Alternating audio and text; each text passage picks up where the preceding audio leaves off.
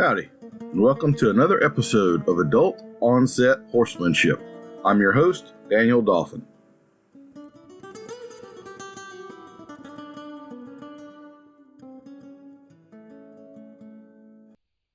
Welcome back, everybody. We are very happy to have Miss Jec Ballou with us today. Jec believes that fitness is the focus, and no matter the discipline, your horse is an athlete first. She was raised in a dressage farm and family in Vermont and further studied and still continues to study throughout Europe. She realized in her career about 15 years ago that most of the struggles really stem from horses not using their bodies well. She now works on teaching strengthening, coordination, flexibility, and improving muscle imbalances.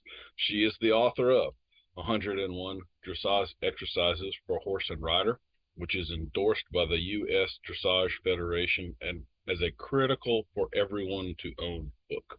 She also has written Equine Fitness, 101 Western Dressage Exercises for Horse and Rider, 55 Corrective Exercises for Horses, and the humorous book, The Unscheduled Dismount. Jec, how are you this afternoon?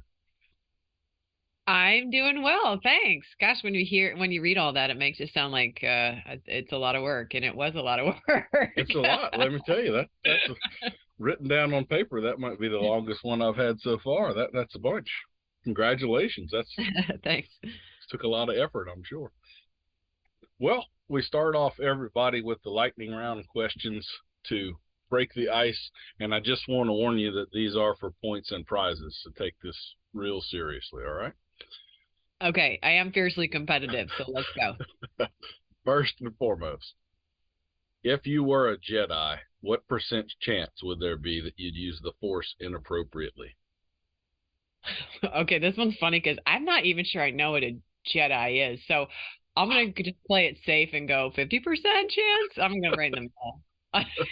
Okay, let's say like a wizard, or witch. You could levitate things and crush stuff with your mind and things like that, and feel the future and other people's pain. It's just like limitless power, basically. A lightning bolts out of your fingertips, all kind of good stuff like that. Okay, so what's the percentage that I would use that for not good outcomes, you're asking? Well, good's a relative term. Let's just say not according to the specified rules you were taught. Would you sometimes levitate that cup of coffee across the room to get up, not have to get up on a cold winter morning to go get it? Or if you were stuck in traffic, might you just move that guy the hell out of your way with your mind? Or, how would you go so around? Probably pretty high. Yeah, I think I would probably be outside my lane all the time with those powers. I think you're the most honest person to ever answer that question so far. Morning or evening? Morning. All right. Do you have a favorite way to treat aches and pains? Kind of depends on the day. I am super hippy dippy, so on any given day, it could be arnica, it could be foam rolling, it could be a ginormous glass of wine. It just depends on the day. What was the first thing you said? Arnica. What is that?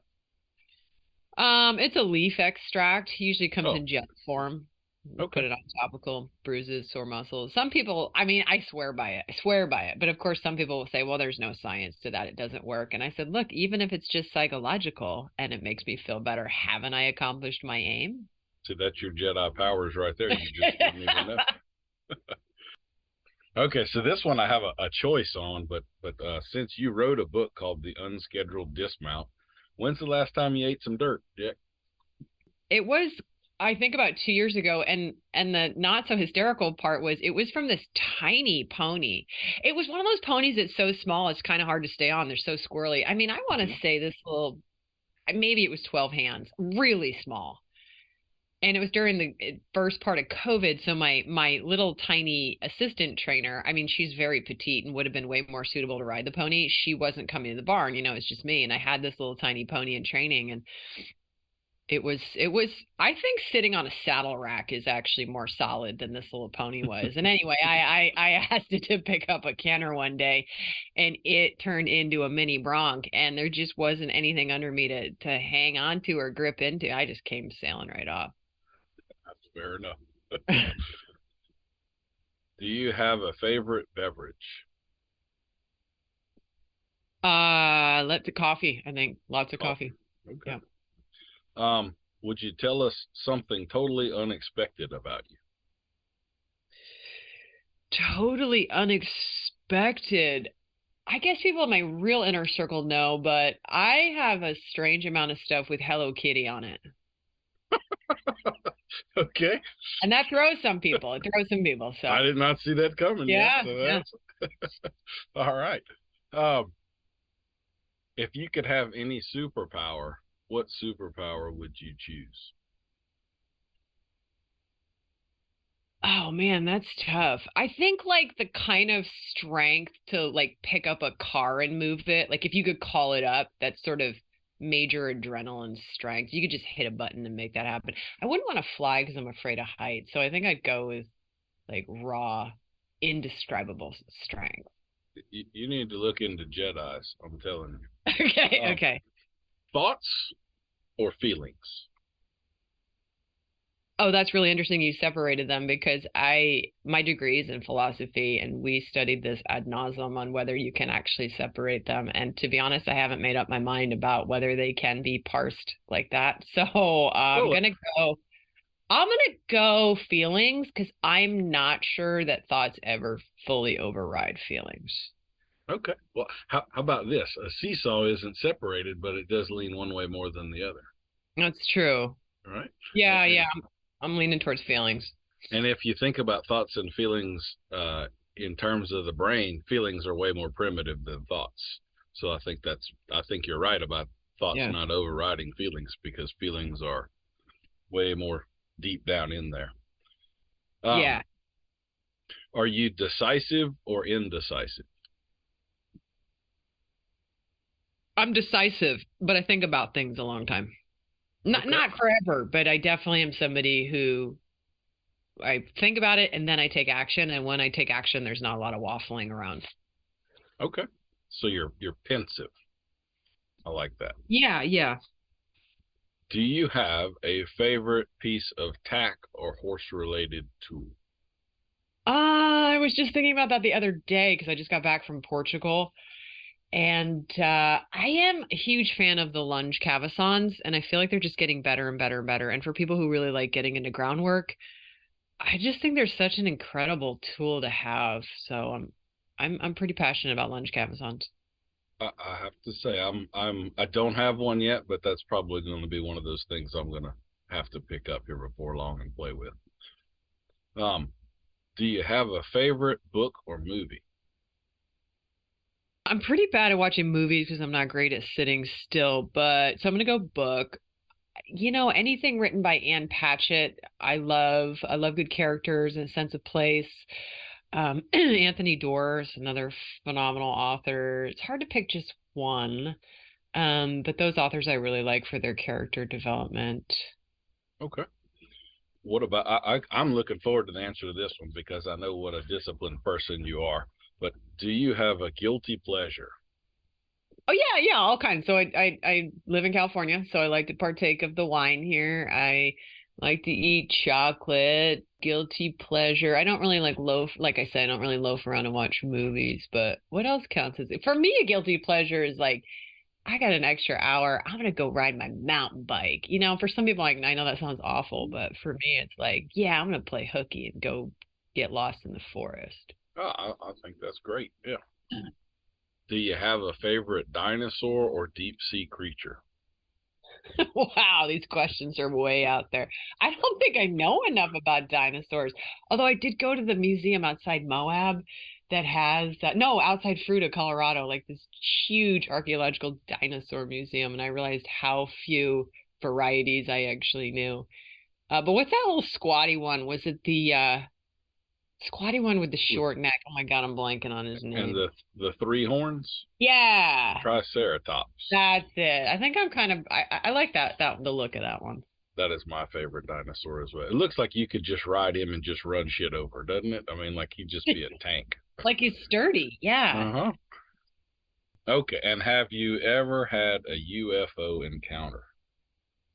I don't know for sure, but my parents were really big into exploring conspiracy theories and whatnot when I was growing up. So they were always pointing out things in the skies as evidence of UFOs. And I mean, as a kid, I was totally bought all into it. So, but I don't know if they were actually, I can't say that they were UFOs. I can tell you my friends thought I was a total weirdo though. That's been one of the ones that has surprised me. I'm a little surprised, honestly. I really picked all these kind of at random just to break the ice, but you really learn unexpected things about people.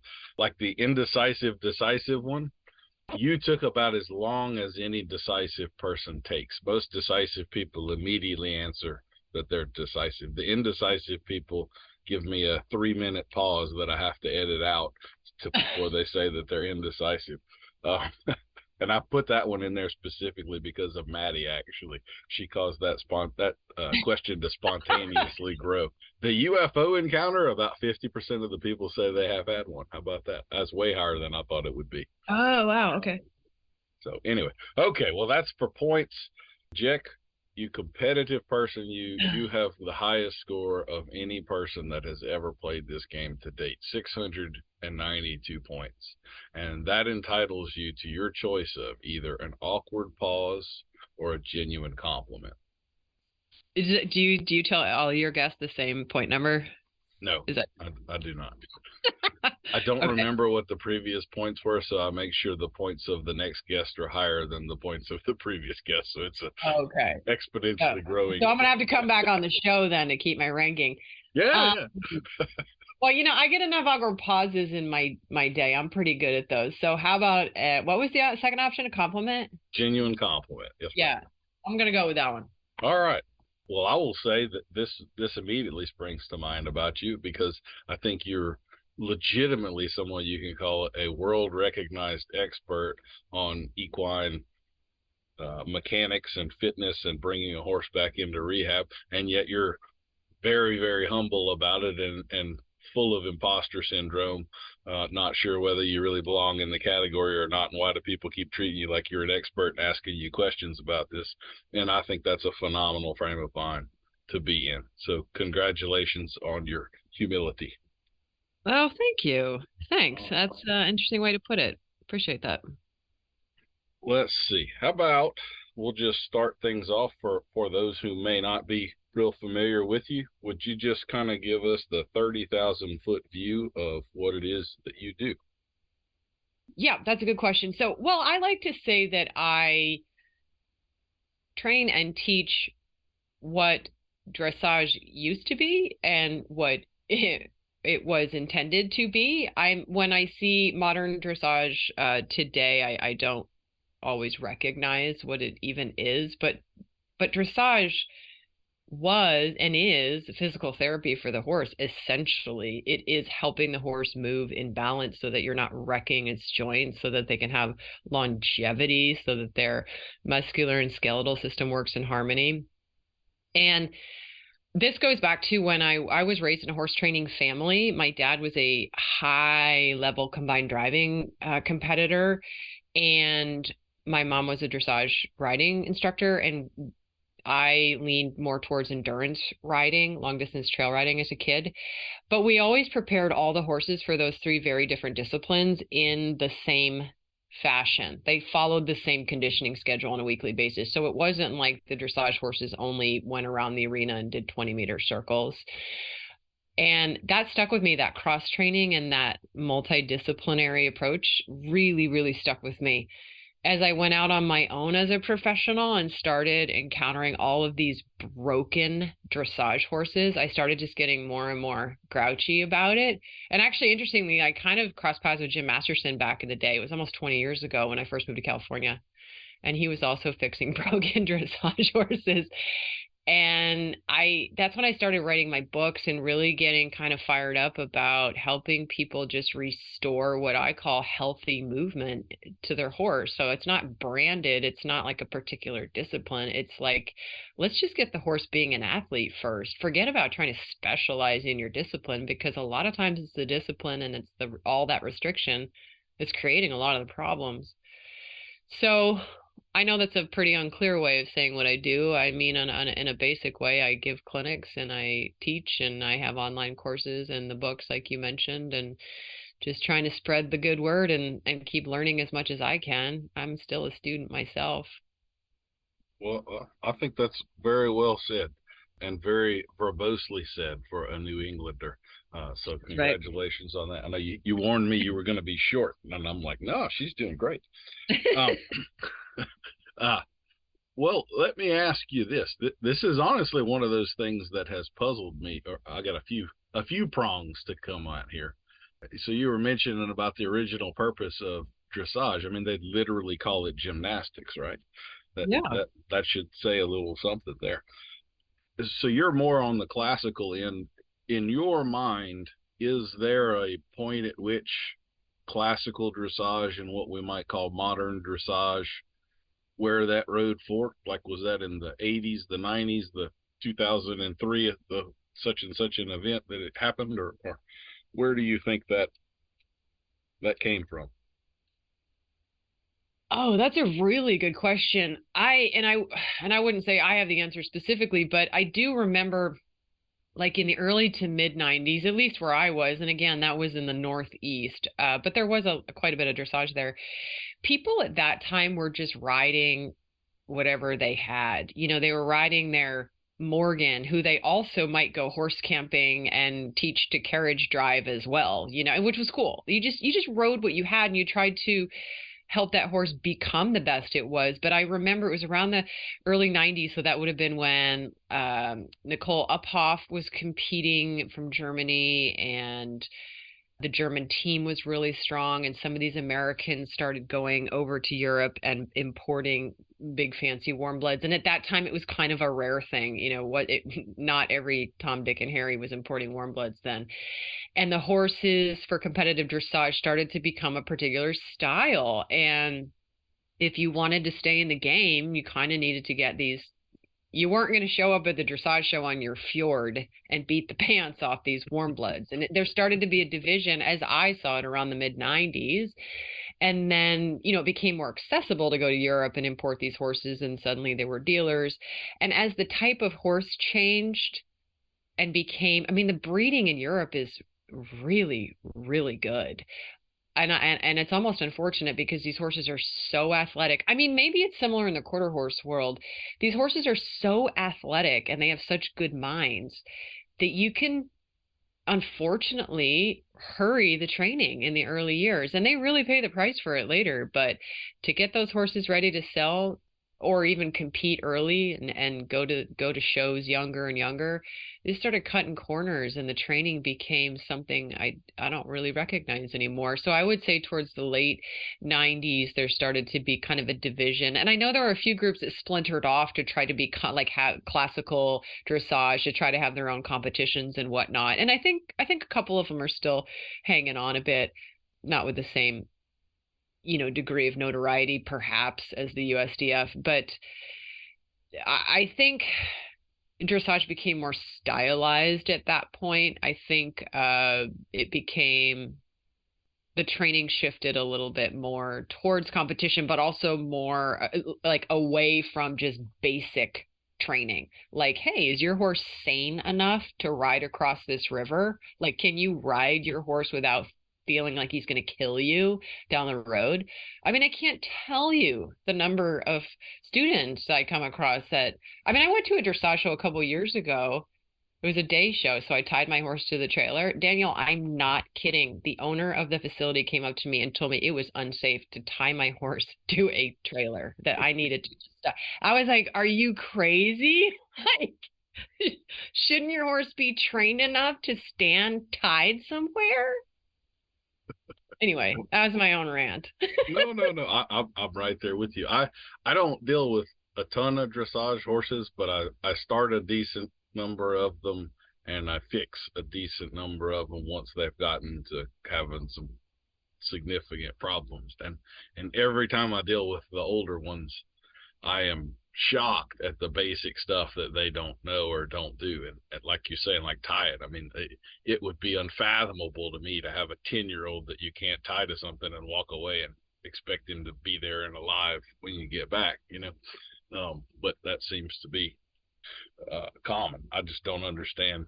Just for the lazy convenience aspect of things. I mean, Right. how much easier is your life if you can just do that and walk away and they're going to be alive when you get back, you know? But anyway, well, that brings up another thought to me. You're talking about the fork in the road. That also changed the style of horses quite a bit.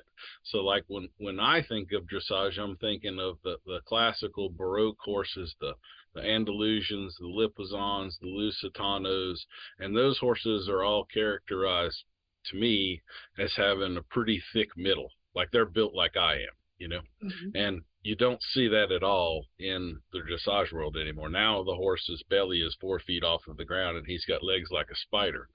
Do you think that the form followed the function there, or did what they needed the horses to do in order to win just those horses built more classically couldn't get away with that anymore? You have a thought on that? Yeah, that's interesting. Well, I have spoken with a few breeders of the Iberian breeds that you reference, and they have been very intentionally, not all of them certainly, but some of them have been very intentionally breeding to be more competitive on the global dressage scene. So that would mean taller and leggier, because historically Andalusians and Lusitanos were not a super tall breed. Mm-hmm. They have become taller and more warm bloody, to use that terminology. So yeah, leaner through the middle, leggier, springier. The croup angle is a little bit different. And those have been intentional things that they've gone in pursuit of. And similarly with the warm blood, yeah, my understanding is, talking to the European breeders, that they have been more and more selective with the types of gaits that are so elastic, almost hypermobile. There's a downside of this too. Like, I'm encountering students who have imported horses from Europe who their movement is just jaw-dropping when you watch these horses trot or canter. It's kind of mind-bending how they move. There's like everything's spring-loaded. But I describe them as Pepe Le Pew. That's bing, bing, bing. Yep. Yeah, I mean, just elasticity for days. But a lot of them are hypermobile, so there have been increasing problems with that show up later with it'll seem like a neurological deficit, so instability in the base of the neck and things like that have to do with this hypermobility. That's hopefully it doesn't get worse. I've been encountering a fair bit of it in the last couple years, and so probably the breeders will correct course. But that's just an interesting side note, I think, on that note. That really is. Like we actually, I would say in the quarter horse world, we're going the other way. We're getting into steeper and steeper shoulders and horses that can't reach up in front of themselves hardly at all anymore. Really, like when I look at the conformation of a horse, the racing quarter horses kind of still have it, but most of our performance lines, we have just totally messed the shoulder up on those horses. Is that so they're more, so they can move more quickly, like so they're more agile? What's the thinking there? I don't think there is thinking. I think they're breeding winners to winners, and I think Okay. things that we're not paying attention to are occurring, and nobody's noticing it. Like I mean, for God's sake, we're breeding a stallion known to promote the deafness gene in reining right now. Oh, that's right. The top stallion has got a known genetic defect, and they're mass producing him as fast as they can. That never would have been ethically allowed 30 years ago, and now it is. You know, so I think something like a steep shoulder and I mean, like, my goodness, all of a sudden we're getting navicular problems all over the place. I wonder why that could. I mean, there's just no connection there in the front end that could possibly. No, of course it's not. a complete mystery. Okay, anyway, there's my soapbox.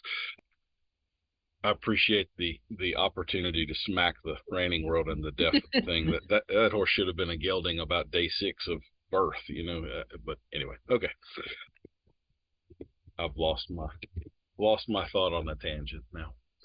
Well, so what other trends do you see in the dressage world that might be handled better, or do you think it's moving in a better direction already, and we're kind of getting away from some of the super specialized hypermobile problems?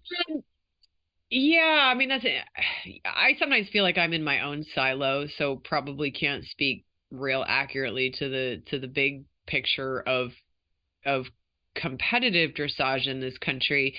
That said, I have seen some heard some positive things in recent years. I mean, dressage at its core should be enjoyable for horse and rider.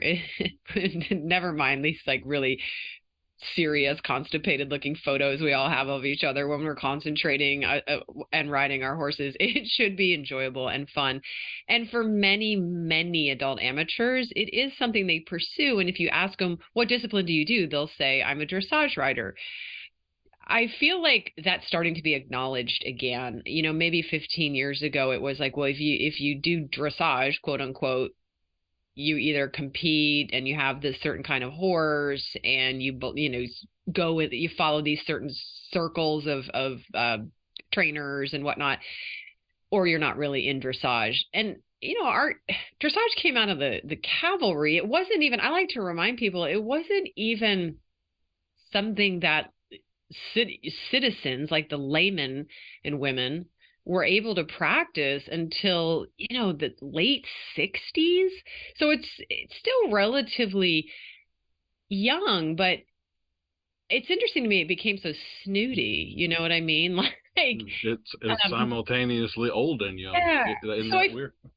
I feel like there's a trend back towards acknowledging that plenty of people want to do this sport because it's good for their horse. And it's relatively safe. You're not flinging yourself over jumps on a cross-country course or other things you could be doing in your adult years. And that is no less dignified than putting on your fancy outfit and going to a show. And I feel like there's been some initiatives to, re-welcome those riders. And I'm in that camp, back into the fold. So I hope that continues to grow. I like it. For me, even before I really studied dressage at all, I got turned on to Nuno Oliveira, and you can even go to YouTube and look at videos. And I mean, he's just relaxed, riding in one hand, doing a piaffe half the time, smoking a little cigar, like looks like he's thinking about going fishing this afternoon or something. I mean, there's none of the intensity and just neuroticism that you see sometimes now. You just kind of wonder, like, how did we go from that to that in 40 years, But anyway, it would be great to see it go back. And that kind of transitions us neatly into your recent trip to Portugal, because I believe that trip had a connection with Nuno. So would you like to tell us a little bit about that? Yeah, so it was fabulous. I used to take students to Portugal for, I think it was like 8 years in a row in the early 2000s. And then I stopped going. I don't remember why. And then as time does, time flew by. So I hadn't been back in about 12 years. And it was just wonderful to go back. So I actually joined our colleague, Patrick King, over there. And there were a couple other trainers who also went, and it was phenomenal. We were at the riding school of Senor Luis Valencia and his daughters, and that family, for anybody that remembers the traveling horse theater group called Appassionata, they toured throughout Europe and gave these amazing shows. I mean, it was like Cavalia, but even better, for more than a decade, I think. And they still have a show that they participate in called Cavaluna that tours through Europe.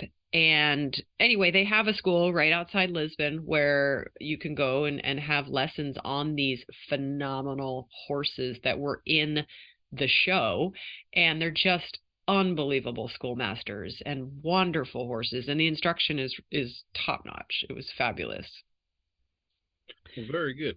I tell you what, I'm gonna take this opportunity to selfishly ask a newbie question because I've heard this term schoolmaster multiple times, and I feel like I've gotten varying answers as to what that is. So, is a schoolmaster a fancy lesson horse, or is this the pinnacle horse? How would you define that for some cowboy that just came walking up and said, I "Hey, that." like your definition of fancy lesson horse. Yeah, that is, in this case, it's fancy lesson horse that is trained to the highest level, like the highest level. And so, yeah, fancy horse who packs around students who can do all the fancy stuff. So he's like a Ferrari with forgiveness, kind of all Yeah, around. but Oh, won't give it up for free, which is cool because you don't want to just sit there and have the horse be doing all these awesome things and you're feeling like you're, all that in a bag of chips. Like these horses, like if you don't cue them right, they don't do it, which is amazing because they know what you want. But mhm. bless their little hearts, they don't give it up for free. That's great. They've got that feeling of how special they are, right? Yeah, I like it. Well, I did want to ask you about Western dressage because you have got a book on it, and I had a comment to ask you about it that you do some Western dressage clinics, and I wanted to ask you on that topic: is Western dressage riders playing cowboy or cowboys playing dressage riders? It's really interesting. It kind of goes, you kind of see both. I was invited to be part of Western dressage when it first formed. And I don't know why they picked little old me because, well, I guess they wanted somebody who was sort of more Englishy. And I joined the group out in Colorado. Cliff Swanson and Francis Carbonell and Julie Goodnight was on the troop. It was really neat to sit in this room with colleagues, and we had to write the rules. And those were interesting conversations because the question that you just asked came up a lot. It was like, okay, are we gonna do walk pirouettes or are they gonna be turn on the haunches? Okay, well, if they're turn on the haunches, are they gonna pivot on their hind leg or are they gonna pick it up and put it down? And it seemed like splitting hairs, but it really was like, no, we're trying to define how Englishy or how Westerny this is gonna be. Mm-hmm. So it was a really interesting challenge. I think it comes down to helping the judges get more training, is what I've heard. Some of the judges say we need more tools. We're not sure how to judge this. The USDF judges want to welcome it. That's been my experience. They're excited about the discipline, but they don't always know how to judge it. I think I've seen more I guess that they're English riders playing cowboy, to use your terminology, rather than the other way. But I say that kind of with quotes around it because it's been folks who didn't have any structure before. So they might ride an English saddle, but mainly they were trail riding or just kind of going to the occasional Buck Brannaman clinic or horse camping, whatnot. And then they transitioned into Western dressage. I've seen more of that than like, cowboys getting interested in it. That said, I have seen some amazing crossover between reining trainers and Western dressage, which has been really cool for me to see. So I have a genuine stupid question. I seldom ask questions I don't kind of know the answer to, but this one I really don't. So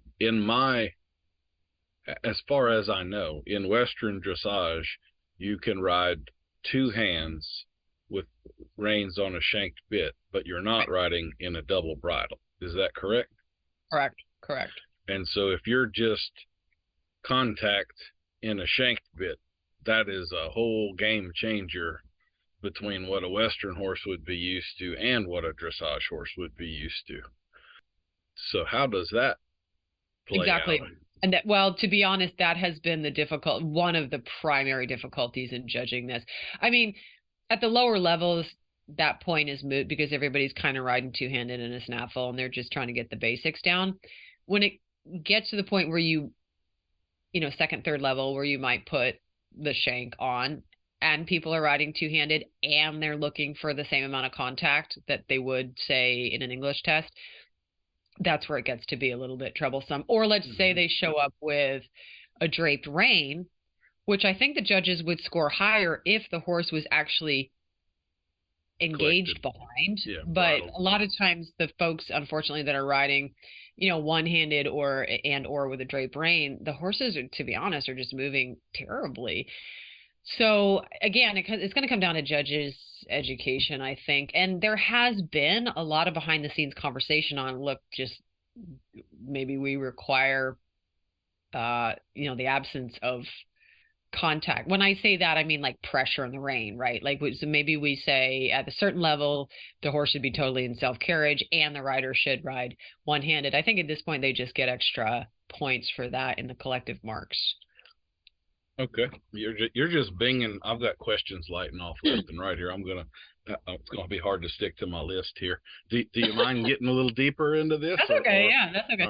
Okay, so you brought up self carriage and you brought up engagement from the rear. So as an experienced dressage rider, what percentage would you say the bridle plays in collection or self carriage? Like, is it 25% holding the horse in, 75% seat and legs driving and lifting, or like what balance would you say? Or I know it could differ for each horse, but in your mind, where do you? God, like maybe 10%? Okay. Like No, very I, little? I like that. I love that. I wish more people thought that way, because I think a lot of people think 90% and 10% is the rest of it. So, what percent or like when we look at self carriage, how would you define self carriage then? I think it's something so exquisite we rarely see it. It's a horse that's able to take care of its own body balance. So a horse could be in a lower level frame. So that would be like his poll and his withers are at the same height. So it's kind of a horizontal balance in relationship to the ground. They could be in that elevation and be in self carriage, in my opinion. So meaning their back is lifted, their haunches are a little bit coiled under, and they step with engagement of the hind legs, like the hind hoof lands under the rider when it lands. It doesn't just pedal up and down underneath his hips. That would be and they're able to move in rhythm. That would be self carriage. And then at the higher levels, we would define it with those same parameters, but also the horse is in a more uphill balance appropriate to its conformation. That's the tricky bit with Western dressage, because if you're riding a stock horse that is naturally conformationally downhill, we're not going to bring his poll up like a saddlebred just to meet some aesthetic ideal. So self carriage for that horse might be that his poll is just a tiny bit above level with his withers, depending if he's, super downhill. Mm-hmm. So I like and agree with everything that you just said. That also brings about another question for me. So like, I don't see how what you just described as self carriage, being a horse that takes responsibility for balancing their own body, I don't see how that's achievable until we have lost contact, because we have to get out of the horse's way that last little bit before self carriage, not helped carriage, can be achieved. And I feel like I don't know the timeline, but I feel like that is where classical dressage and modern dressage differed. Because when you do watch the videos of Nuno and his contemporaries, they are riding on a slack rein, or not like drooping slack, but they're not in contact really. They're close to contact, but they're a little behind it. They could get to it in a couple of inches, but they're not staying there. So the horse has the opportunity to exhibit self carriage. When we never give the horse that opportunity, I don't think we can get there. It's like the training wheels are still on the whole time. So do you feel like, if you agree with that, do you feel like the lack of understanding of what contact should be, and sort of the weaning off process that should, well, assuming we have reached an appropriate level in training that we're ready to wean off of it, do you think that has an effect on the breakdown of some of these horses? Oh, absolutely, because we haven't even yet talked about the fact that a horse can be frozen in a particular posture because his muscles are so contracted and dehydrated and shortened, and the fascia has actually cinched down like a tight sock. Some people mistake that for self-carriage. I see that all the time. You see these, Hmm. I don't want to call out any breeds, but you see some of the more higher, high strung breeds, let's say thoroughbred off the track or something like that, that's been held in a bunch and lunged in all these restrictive side reins and draw reins and the whole nine. And you'll see those horses moving around with slack in the reins, and their shape of their neck resembles, a seahorse or a crochet hook. That's not self-carriage. That horse's body is stuck in a frame. But a lot of times that can be mistaken for false lightness, right? The rider will be like, my horse totally listens to my seat. He doesn't need any rein contact. And they're misinterpreting the fact that his body is so rigidly locked. So we could talk about self-carriage forever and not, and still be splitting hairs, I guess. But I also want to add that, like, to reference the Nuno Oliveira videos that you referenced, the horse, when it's correctly in self-carriage, should always have the appearance that it can and would willingly lengthen its neck. I didn't say lower, but lengthen, like its forehead could, advance forward at any second you asked it to. And that differentiates the example I just gave of a horse that's contracted and stuck in its neck. Actually, I was listening to one of your podcasts the other day, and you were talking about getting horses behind the bit and how hard it is to fix. And I was like, yeah, why don't more people talk about it? It is so hard to fix. And I was going to ask you a question.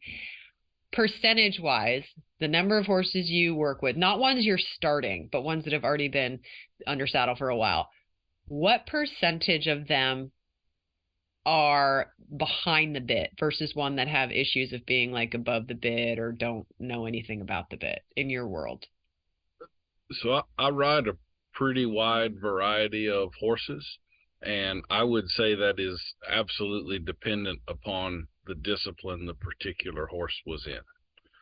So, for instance, if it's reining horses, 100% of them. I think, and here's another weird thing about reining horses. They are, I cannot think of a single exception to this. Every reining horse I have ever stepped on has been as stiff as a board. Absolutely no lateral bend in them whatsoever. But their vertical flexion, it's like a hinge. I mean, they're so ready to come back and so light on that, it's not even funny, to a degree Yeah. not good. I mean, there are other, like, I ride a decent number of rodeo horses too, and those horses don't have a problem with coming behind the vertical. They're a little on the other end of that spectrum. So it does depend. I also tend to find, like, whenever you have those certain events where everyone is guilty of it, like reining, but most of the time when I see horses that are from an event, I wouldn't really expect that. It's usually really green trainers or amateurs training their own horse that are the ones that do it. And I think it's like you've just described. They've done sidelines or some sort of bidding rig or something. And I'm not a fan of that stuff, but kind of my general rule is if you use that for like 3 days, 5 or 10 minutes a day in the round pen, and then throw it away, then you might have broken the ice a little, but didn't really do much damage. But if you do that habitually every day for 30 minutes for 6 months, then the ship has sailed. So those are the ones that are just about impossible to fix. And one thing I wanted to just jump back to what you were saying.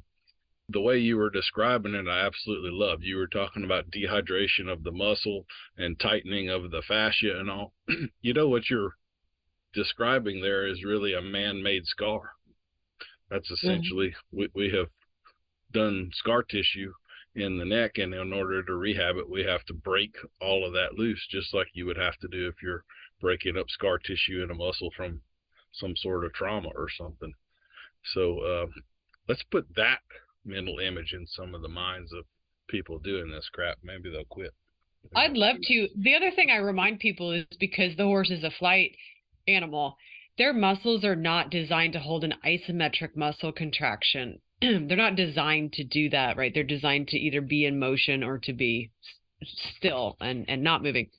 So to put a muscle into a shape and hold it in the same way if a human did a plank hold or they did a chin up and held the upright position, you know how much pressure that builds up in your nerve fibers. Those isometric muscle contractions are very metabolically taxing. When we ask a horse to keep his neck in a held position, which is what most people do, at least most English riders, when they climb aboard and they pick up the reins and they, trot around for the next 20 minutes, the horse builds up a significant amount of metabolic waste in the muscles until they are conditioned to withstand that duration of isometric muscular contraction. Unless you're stopping and giving your horse a lot of stretch breaks, which I find that most people don't. They just lose track of time. So to get back to your point on how long does it take to get to self-carriage, it's a journey. It's a journey and it's horse dependent. And these are some of the reasons why. There's some of the reasons I care deeply about. It's like you can't forget about physiology. It doesn't go away. It's there. The horse might not complain in ways that you're recognizing, but you should recognize it. Well, I think they do complain. I mean, when you have a horse that fully expects that for the next 45 minutes, all I'm going to do is build up lactic acid until I'm a solid cramp, I wonder why he pins his ears when you go to get on, I mean, the anticipatory signs there are just, and that's some of the stuff I almost hate the word normalized, but there are a lot of cases where we have normalized body language that is screaming to us that there's a problem. And yet we say, oh, that's just how he is, or whatever. Well, he shouldn't just be that way. That's there's a blaze orange billboard that is. I think like just to keep hitting the self-carriage nail on the head, like the way that I would approach that with a horse is I'm gonna use my reins and my body and everything to put him in the position or closer to the position that I want. And then I might hold him there for a second and then I'll let go. And a green horse is going to immediately fall out of balance. And then I'm going to return him to balance. And we're going to do that seesaw back and forth forever until he holds it for a second.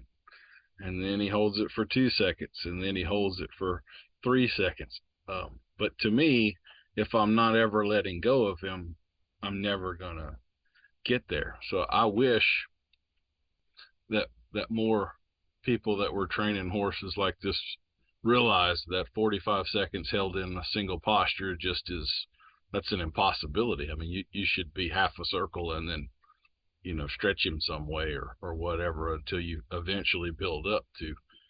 But that's one of those things I think is normalized. I know there was. I think you're right. I like the way you just described. I love the way you just described it. That's the way it happens. I run into so many people who are just learning how to help their horse move better. And they know kind of that they want the neck to be in a specific place. And that might take a little bit of time. I don't know. I guess in their mind, they think it's going to take 5 minutes, and then they'll be all frustrated. I'll see them the next day and they'll be like, well, Johnny or whatever the horse's name is, he'd stretch his neck out, pretty well for like, I don't know, 10 strides. And then it would just shoot back up in the air. And then he'd get it again for a few minutes, but then it was gone again. And I'm just nodding going, like, what's the problem? Like, yeah, it sounds like you're on the right track. This is a process, but they almost think that, Johnny's faulty, or maybe they missed a secret cue or something. And it's like, no, this doesn't happen with the paint of a brush, And maybe everybody should be required to take a ballet lesson and hold the little bar, and then they say, okay, now pick your leg up as high as you can and hold it for 45 seconds. And then yes. you get a little appreciation of what that horse has been trying to do for the last 3 months, and maybe you cut him a little slack. I don't know. Well, what sorts of things do you look for when you're warming a horse up? Like, would you take us through, let's not say necessarily a horse that you're rehabbing or anything, but let's say you kind of have not a blank slate, but an unproblemed, physically unproblemed horse, what would be maybe a typical 20-minute warm-up routine for you? So I always walk them for 10 minutes, and that sometimes is in hand or it's under saddle, but all the studies show between 8 and 12 minutes is how long a horse needs to walk to get the synovial fluids thinned out and lubricating the joint so that the subchondral bone and the cartilage doesn't take the concussive forces of movement. So I tear my hair out when people bring their horse into the arena and they're trotting within three minutes. I mean, Lord knows I definitely did that in my early years until I learned more about this stuff. So I always walk for 10 minutes, and it depends on the horse. Sometimes that'll be on a totally loose long rein. If it's a more advanced horse, a few minutes will be on a loose rein, and then I might pick up the reins and continue walking, but doing some lateral steps or pattern, walking different patterns, that kind of thing.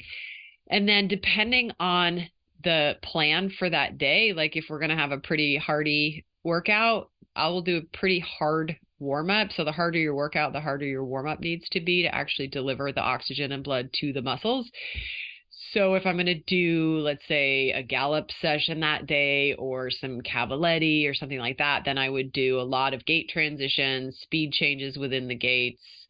Usually the horse is just in a horizontal frame at that point, what I call the working frame. So it's not, uphill and in self-carriage like we talked about. It's more just a horizontal body balance. Let's just get things moving.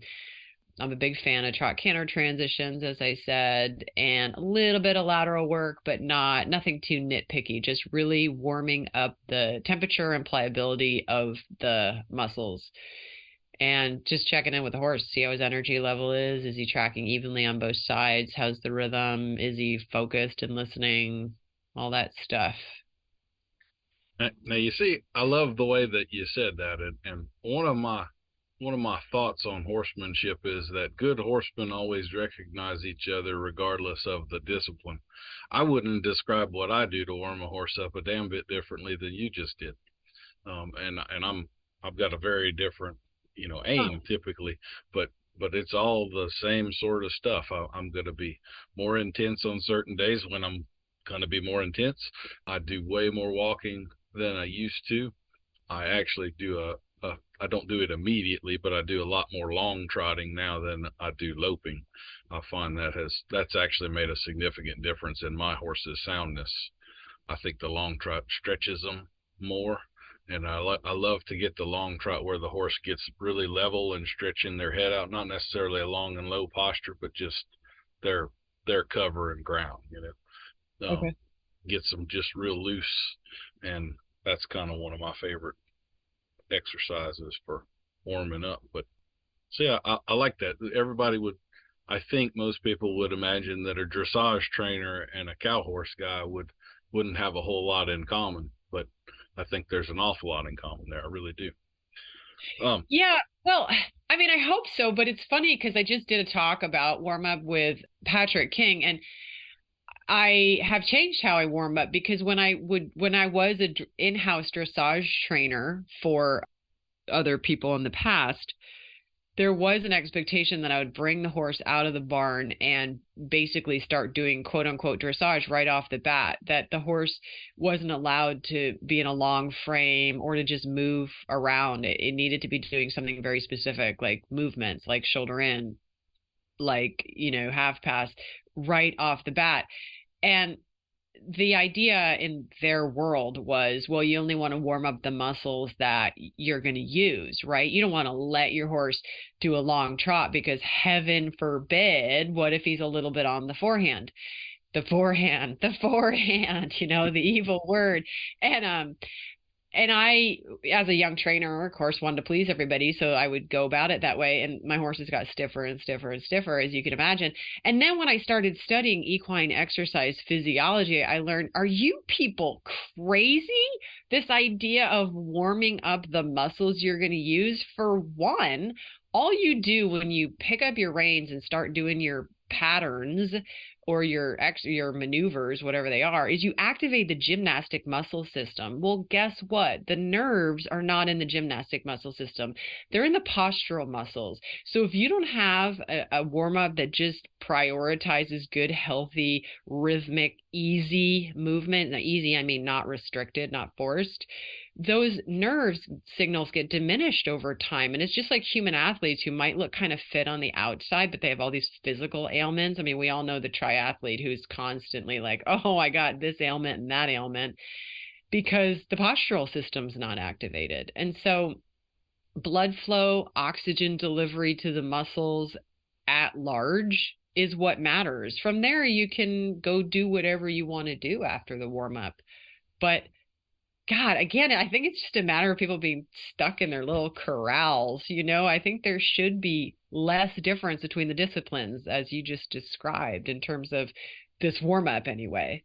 Yeah, we're all riding horses and they all have four legs. How different can it really be, right?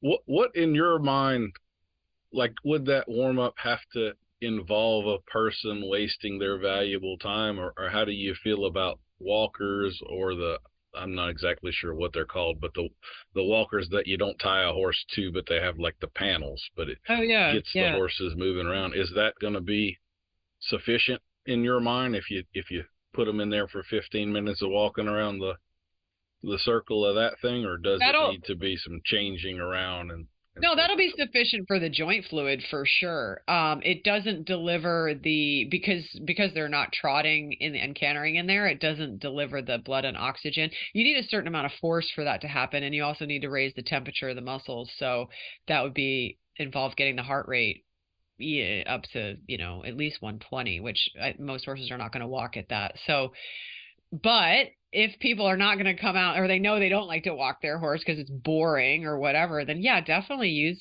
the hot walker, use the Euro sizer I think you're describing. Use a friend who wants to hack your horse for 10 minutes, if you find it boring. And I get it. Sitting on a horse walking around is, for some people, not a great use of their time, but just make sure it happens somehow. Yeah, when I was 25, you couldn't have paid me enough money to just walk every horse around for 10 minutes. No way. No. And the older I get, the more I was saying this at a place I spoke at not long ago. I could design a course with 3 obstacles that involved walking that would be so complex no human and horse on the planet could do it perfectly. There is so much more work, technical work, to be done at the walk than most people possibly realize.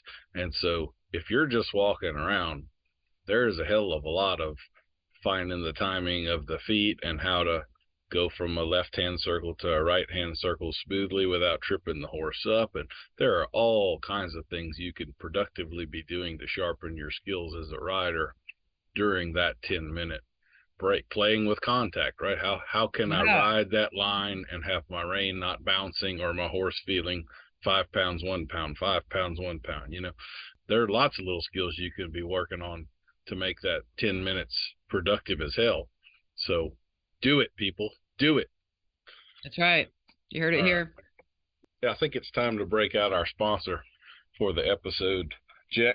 And as you may or may not know, we always try to tailor our sponsor to the guests, so we found a very special one for you. Our sponsor for this episode is Tom's of Texas. As with nearly everything in the horse business, it's universally accepted that if there are only 2 things that the equine industry lacks, they are testosterone and organ meats, or TOMS. Tom's of Texas is here to help. An environmentally conscious company that doesn't believe in waste. We're taking the testicles of all those old geldings in the equine industry and squeezing out all the testosterone we can. We've recently supplied such icons as the Liver King and the Mountain from Game of Thrones. How you use it is your business, not ours and not the government's. Equally underrepresented in the horse world are organ meats. Just imagine how much more performance you could squeeze out of Old Thunder if he was getting high-density nutrition like organ meats instead of that after-ride cookie. Just switch to our molasses-flavored sweetbreads, and that cholesterol will keep Old Thunder from getting so wound up. You've never seen a fat guy full of sweetbread running anywhere. Do you have one that lacks a little heart? We can put some heart right back in him. How about intestinal fortitude? Never enough guts and always too many gut problems. Our intestinal fortitude booster is made with real intestines. You can't get better than real intestines, let me tell you. And none of those Chinese cat intestines either. These are genuine plumbing lines from a former horse of the USA. What about lameness prevention? We're so glad you asked. If your old Thunder's having some suspensory or deep digital flexor tendon problems, what better way to help him heal than powdered tendons and ligaments top dressed on his feed? All the building blocks are there and already in tendon and ligament form to boot. We're saving you money. If you're not winning on your horse, it's probably not a training problem. You need testosterone and organ meats, and more products coming soon. Tom's of Texas, environmentally conscious, GMO and gluten-free. Remember, your horse hasn't really had a meal unless there's meat. And absolutely everything is improved with way more testosterone. Dr. Tom Lecter, founder of Tom's of Texas, thanks you for your business and reminds you that the U.S. markets are just about open for horse meat again. When they do, remember that Tom's of Texas, and we'll make sure that you two can have an old friend for dinner. Tom's of Texas. It's awful, not awful. 25% off your next order if you convert a vegan. How did you read that with a straight face? I've had to do it about 25 times before I knew I could get through it. Oh, we also want to do a shout out to one of our former sponsors, the Alec Baldwin School of Firearm Safety. We want everyone to know publicly that we stand behind Alec Baldwin because there's no way in hell we'd stand in front of him. All right. That concludes our sponsorship for this episode. So we've paid the bills. I feel better now. You should have told your sponsor I'm not a big fan of supplements. You hit a lot of buttons there. See, I'm good at this. I'm telling you, it's like a savant thing I've got going on with these sponsorships. All right, so back to reality. What would be some thoughts that you would have on bringing a horse back into work? So I have a Facebook group called Bits, Spurs, and Good Sense, and whenever I'm going to interview a guest like yourself, I kind of always ask the group if they have some questions that they would like for me to ask you. And this one was probably asked 3 or 4 times, some derivation of bringing a horse back into work. And one was a specific on that, a horse that is coming back from a bout of laminitis. So what are your thoughts? Okay. So in terms of bringing a horse back into work, it's always helpful to know how long they've been off, because while it is true that horses maintain their fitness longer than humans do, it's not factual that they hold on to it a lot longer than humans do. So measurable fitness fitness losses can be measured at 4 weeks of no exercise. Now, in this case, no exercise is fewer than 3 training sessions a week. So if your horse has been exercised, 2 or fewer times a week for more than 4 weeks, they've lost some degree of fitness. Now, it does erode somewhat slowly, but by the time you get to 12 weeks, the horse is considered at a physiological level completely unfit. And increasingly, as we study conditioning, and I want to thank you, Daniel, for in one of your podcasts, you acknowledged that a lot of the studies that we have come out of the racing industry. So I know that it's a controversial world for sure, but a lot of our information on fitness does come from the racing industry. And what they've been able to show is that even if Sparky or Thunder was very fit and then had 12 weeks off, they don't just hit a switch and get that fitness back really quickly. We used to think they did. And I think the reason is because they were studying horses that had better aerobic metabolisms, like Arabians and thoroughbreds, when they did those studies. So those horses automatically just become fitter faster than most of the general population. So let's say the horse with laminitis has been off for, I'm going to guess, probably a couple months, because laminitis is kind of a gnarly deal. You want to start with, obviously walking in your case, probably on as firm ground as the horse will tolerate. Softer surfaces tend to exacerbate the soreness in the foot. So, and also firm ground, if the horse has been really sedentary, firm ground is better for re-recruiting all the proprioceptors that help activate the postural system. So lots of multiple sessions throughout the day walking on firm ground.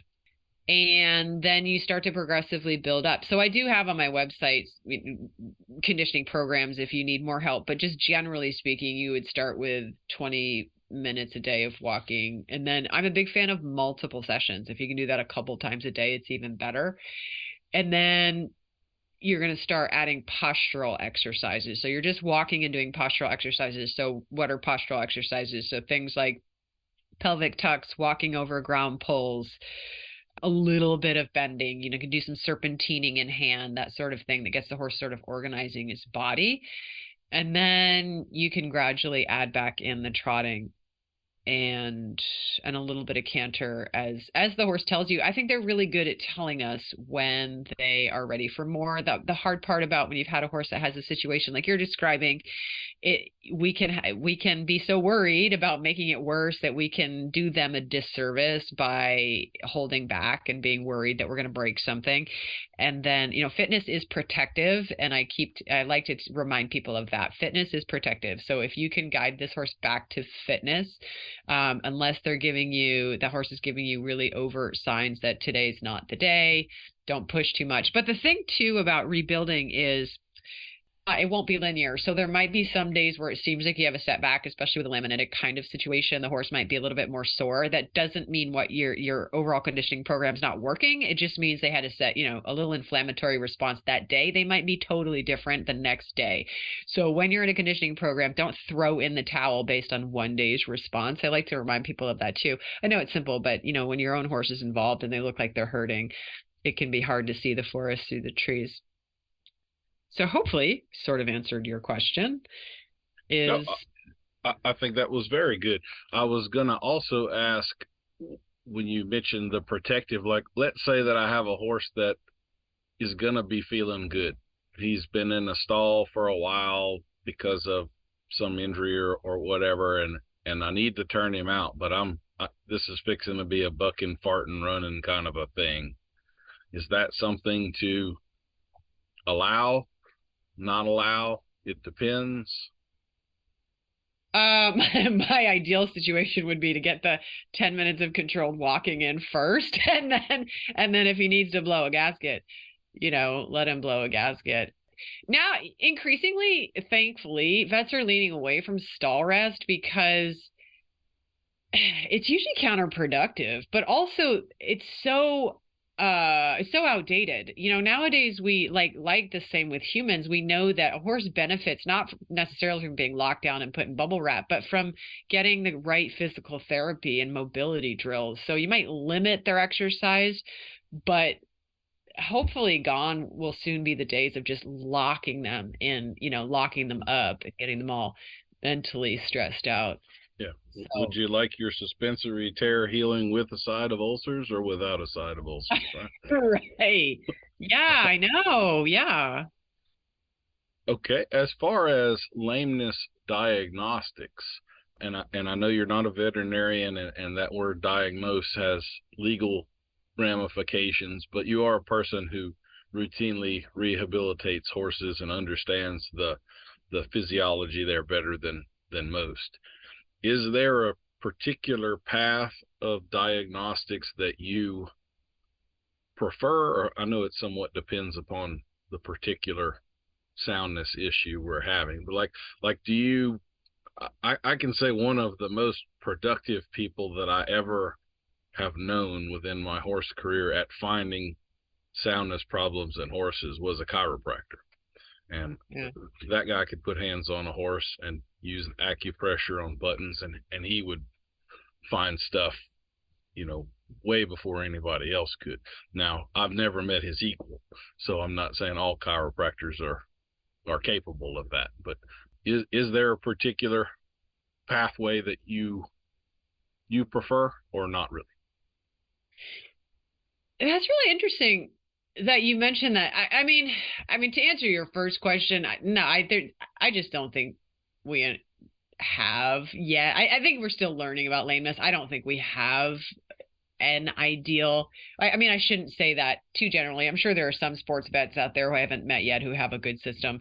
I think the way things are typically approached with like, well, let's trot him up and down the driveway, let's flex his hind limbs a little bit, see if that makes things worse, and then like let's start nerve blocking things. I think that's a pretty limited scope. That said, I didn't write the vet books. It's not like I've got it like, a better program. But I will say I do like when the horse is observed on different surfaces moving. I do like when they're observed online, as well as if it's appropriate for them to be ridden, because a lot of times it is the riding or training that is a major factor in why they're lame. And I think that's a big piece of the puzzle. Now, that said, obviously, if your horse is three-legged lame, we're not going to put a saddle on and ride him. But I like when it can be included if it's a subtle lameness or a mysterious lameness that seems to like move around the body and you can't really put your finger on it. Mm-hmm. The reason I was interested by what you said though was I was working with a European trainer. This is many years ago, and he was a vet, had been a vet. And first of all, he said, "What is with you Americans and your injections? Why are you people injecting everything?" And I was like, "Thank God I'm not crazy," because I often ask myself, "What is with all these injections going on?" But that's a separate tangent. He said, in lameness exams, why do your vets here start blocking out the extremities? He's like, in Europe, when we diagnose. Now, again, this is many years ago. It may be different, but it's something that stuck with me because it was interesting. He said, if and when we're going to start blocking during a lameness exam, we start higher up.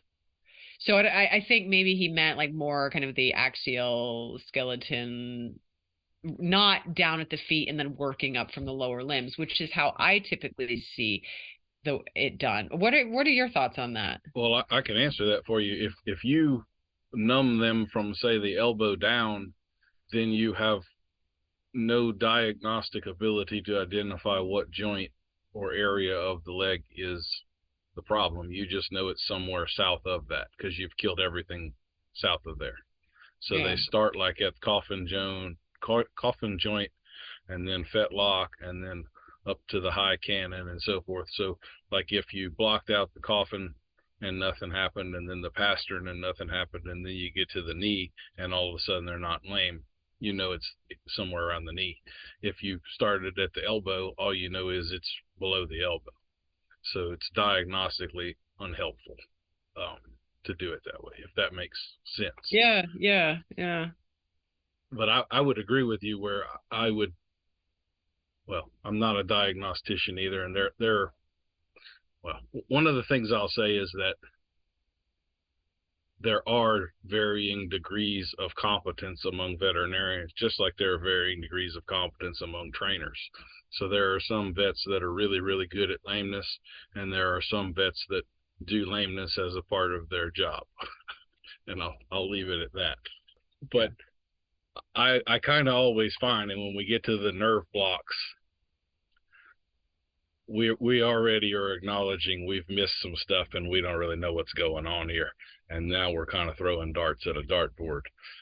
So sometimes that's what you have to do. I mean, I'm sure you've seen your share of those roaming lamenesses that winds up being compensatory, and where we're seeing that has nothing to do with the origination of where it came from when we eventually find it. So, I mean, sometimes you got to do what you got to do.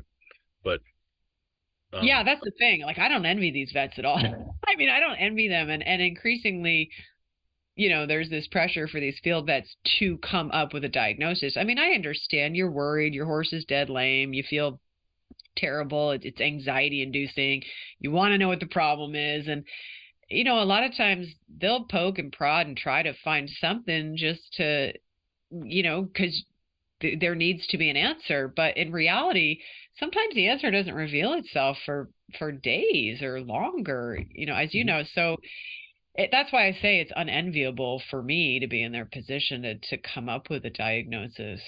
For sure. Well, one of the other things I'll say about that is you had touched on it earlier, and this is a touchy subject, but I think that people get a little too squeamish around the topic of pain, and all pain really is a data point. And I don't know if you've ever had any sorts of surgeries or physical ailments where you had to go through physical therapy, but often the healing process from the problem involves more pain than the problem ever did. So if you can't handle putting a horse through a little bit of pain, you don't have a chance at rehabbing some of this stuff, because they're going to have to, break fascia and scar tissue to regain mobility sometimes. And there's just no way forward through a lot of this stuff without some discomfort. And I think as a general rule, people don't have any kind of tolerance for pain anymore. This is a little off topic, but it was very nearly written into law a few years ago to change the legal definition of cruelty to any act that could, I'm going to paraphrase a little bit, but any act that could foreseeably be expected to cause pain to an animal. And on its surface, that sounds good, but in reality, now a vet can't give one a shot, and a farrier can't test for a hoof abscess, and you can't move a foundered horse out of the stall because he's going to hurt when he walks. So I think we focus on that incorrectly sometimes, and I think it's really the wrong metric. I mean, of course, we want the animal to be comfortable, but pain in and of itself is merely information. That's really all that it is. So anyway, okay, I talked for a long time there. I'm sorry. Go ahead. No, it's an interesting topic, and because horses most of them are really good at hiding pain. That's how they survive. And so when we decide that we are reading their pain a certain way, or their pain is being exhibited to a level that's unacceptable, I have to remind people, well, don't kid yourself that, except for this day that Thunder is a little bit, sore-footed, that all the other days that horse never experiences pain. Don't kid yourself. That's not the reality. They experience pain in all kinds of situations. And again, I'm not saying it's good. I'm saying it's just the real world. Sometimes they bring each other pain. They kick each other. They play the bitey face game a little too hard. But I have seen a trend, I think, towards rehab, physical rehab, being used somewhat synonymously with pain management. And because a lot of times when people contact me for a conditioning plan for their horse that has had some ailment and they're trying to recondition it, I'll say, okay, well, what have you done to date? And typically they'll say, well, his rehab plan has included the following. And usually it's just a list of like therapies and medicines and shots and things like that. It's not anything having to do with training movement back into the horse. Mm-hmm. And that to me is really interesting. Like, rehabilitation to me means we're getting the horse's body back to a state where it's comfortable and able to live life, to move, to carry the horse around. And I think certainly we need to manage their pain, but that's not the one thing we should fix our mind on when you have a horse like your person that had the laminitic condition. I mean, laminitis horses, sometimes they're painful for me to even try to walk from point A to point B. It's like, oh my God, that looks like it hurts so bad. And many of those horses get through it fine when they get their diet changed and everything sorted out. And then you got to train normal movement back into them. We can't just show up every day and be like, oh, how's the pain? Do I need to give them something for the pain? It's like we need to start training movement back in. And I don't hear enough of that being talked about, maybe because we're still learning. And that's part of what I'm hoping to do with the 55 Corrective Exercises book. And then my next book coming out next year is I'm hoping to help, get more thoughts heading in this direction about training good movement back into a compromised situation. Sure. Well, why don't you, since we're talking about the rehabilitation and the corrective movement stuff, like, it's pretty easy for me to see how a laminitic horse that's been walking in a certain way, kind of the opposite of tiptoeing around, I guess, they have weakened certain muscles, strengthened other muscles, and now we've got the imbalance problem, and we have to reverse that to get them moving correctly again. For for the average layman, what's involved in that? Like in terms of if I have 4 cavalettis and a lunge line, can I do 90% of what might need to be done, or is there more specialized equipment Pretty much. involved, or kind of what's the course there? I think you can do a lot with 4 cavalettis and a lunge line. Absolutely, yeah. So the place I typically start, I mean, it's always helpful to see a video, but the place I typically start with people is helping the horse awaken its back. I don't want to sound too woo-woo, but get its back muscles turned back on again, because there's so much good evidence that shows that horses' back muscles, I think humans are the same too, I believe, but I don't know that for sure, that our supporting back muscles, the little ones between the vertebrae, they switch off in the case of trauma. So whether that's acute trauma or chronic trauma, but within, like, let's say a horse has a slip or an accident or something, within 4 days of that incident, the back muscles they've measured just stop being active. Not the long back muscle, because anytime the horse walks, that one activates, but the spinal stabilizers. Mm-hmm. And they don't just switch back on when you've resolved the pain. It'd be great if they did, but they don't. And so just like us, we want to put their body through a relaxed sequence of movements that sets about doing that job. Now, to be clear, this is different than in like an aerobic conditioning program, right? We're not talking about getting the horse, quote unquote, fit at a cardiovascular level right now. We're talking about just getting his body back to a healthy state. So walking over ground poles is an awesome one, except for in the case of like some hoof injuries that are so severe the horse shouldn't be doing any kind of, unstable walking like that. But I prescribe ground poles a lot, as well as, a lot of strategic backing up and backing on different surfaces. Your pavement, grass. Yeah, right. Preach. Absolutely. It's so good and so simple. And that's what these things really should be, simple. If and when it's appropriate, I do a lot of like turns on the forehands, if the footing is good, because it's important for the hoof to be able to rotate down into the soil, so you're not torquing the lower limb in these situations, and these kinds of things. And then after usually 4 to 6 weeks of postural kind of exercises like that, which is mostly just walk and some of these things we're talking about, then we would move towards more cardiovascular conditioning after that. Well, so you brought up the hoof. To me, that is always one of the things when I see the old-fashioned heel caulk type shoes. That to me is one of those, like, hey, let's just not have a sound horse in 5 years. Let's throw this on there, just completely immobilize the hoof from being able to twist around and slip or whatever. Let's just twist that sucker right off of there. Huh? Have you had similar experiences? It's amazing to me, some of the stuff they put on horses' feet. I mean, it's amazing. I don't mind like the replaceable studs and stuff where you could adjust here and there, but the 24/7 can't twist his foot like that. I mean, what else is that a recipe for, Yeah.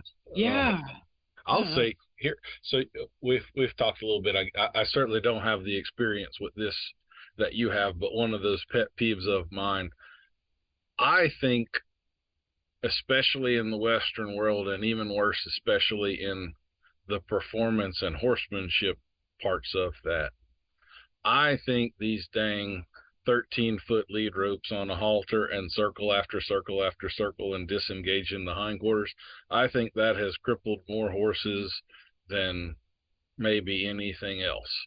I really believe, like, and my other aspect of that is these fitted sail coats that we get, when they fit them up as yearlings to put them through the big sails and all. Oh yeah. That means they're going to go in a round pen and just do mindless circle after mindless circle for 20 minutes every day for 2 months. And to me, those circles and those repetitive stress injuries, and even more exacerbated by the halter lunging on the smaller and smaller circle, I really believe that's responsible for a great many of the horses that we have that break down. Like I know as I've improved as a rider, I still use the circle as a foundation of training, but I can get a really good circle on my horses way faster. And once I get it on, we move on. I don't have to just drive it into the ground for 6 months to get it on there anymore. And then we go straight lines and stuff. And that seems to me to have made a pretty significant improvement in the soundness of the horses. Do you have any? Yeah, that's so interesting. I was just watching some research be presented last week on auxiliary aids, or these lunging rigging systems, side reins, Pessoa rigs, etc., on horses. And it was somebody in England who had done some testing, so using muscle sensors and all the technologies they have nowadays, thermographic cameras and whatnot, to measure the forces in the horse's body with these devices and whether or not they actually do the things they're supposed to do, right? And it was fascinating because it turns out, like, no, they don't. But most vets in a rehab setting will send you home with these instructions to, use the Pessoa rigging system. And I don't want to knock on that system. I'm just using that as an example. But, use this. And this person made the very good point that vets don't often take into account when you're using those systems, you're on a circle, right? You're not running alongside your horse on straight lines. So they started studying the effect of circles on these horses, and the ground reaction force on the outside foot in particular was significantly higher. And hands down, didn't matter the size of the circle, 15-meter circle, 20-meter circle. It made the back muscles far more asymmetrical than straight line work. And I think of these poor horses that are on lunge circles ad nauseum, with people saying they're, getting the horse straighter or building its top line or whatever they think they're doing. And it's like, wait, we now have data that you're doing the opposite. Well, to add to that, we also have the horse that is, by your definition, probably been out of work for 12 months or 12 weeks and is thus completely unfit. And now we put this rig on him and expect him to hold some posture that there's no way he can hold for 20 minutes. And so he's held in the posture by ropes, and then he gets fatigued and starts leaning into the ropes. And before long, he's pushing out of the posture that we're actually trying to get him into to strengthen, because he doesn't have that in, out, contract, flex, stretch mechanism working for him. So I'm right there with you. I'm not at all a fan of those.